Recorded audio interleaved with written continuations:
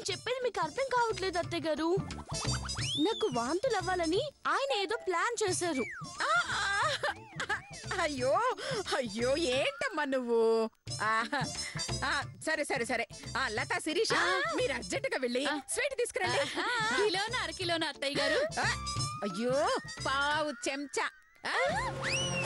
పావు చెంచానా? చెంచానా? స్వీట్ చెంచాలో ఇస్తారా అత్తయ్య గారు? అయ్యో పంచదార ఇస్తారే. అయినా దేవుడి గదిలో ఉంది, చీమలు పడితే అదిగో ఉఫో ఉఫో అని దులిపి అది తీసుకురండి. వెళ్ళండి వెళ్ళండి వెళ్ళండి. అలాగే అత్తయ్య గారు. పదవే పద. అమ్మ మధు, ఇదిగో ఇక నుంచి నువ్వు ఏ పని చేయటానికి వీల్లేదమ్మా. కూర్చున్న చోటు నుంచి ఒక్క అడుగు కూడా కదలకూడదు. నీకేం కావాలన్నా, నువ్వేం తినాలనున్నా నన్ను అడుగు. నేను బాగా తెచ్చిస్తాను.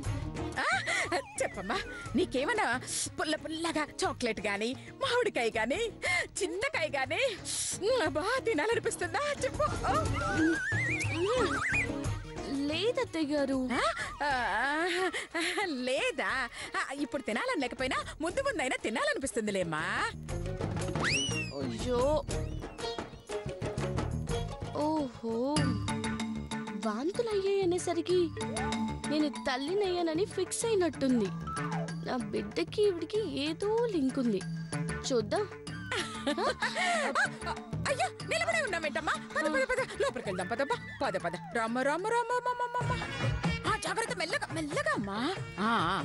మెల్లగా మెల్లగా జాగ్రత్త. కొంచెం కొంచెం కొంచెం కొంచెం. అయ్యో వీళ్ళున్నారే. అయ్యో ఎంత చెమట్లు పట్టాయి చూడమ్మా.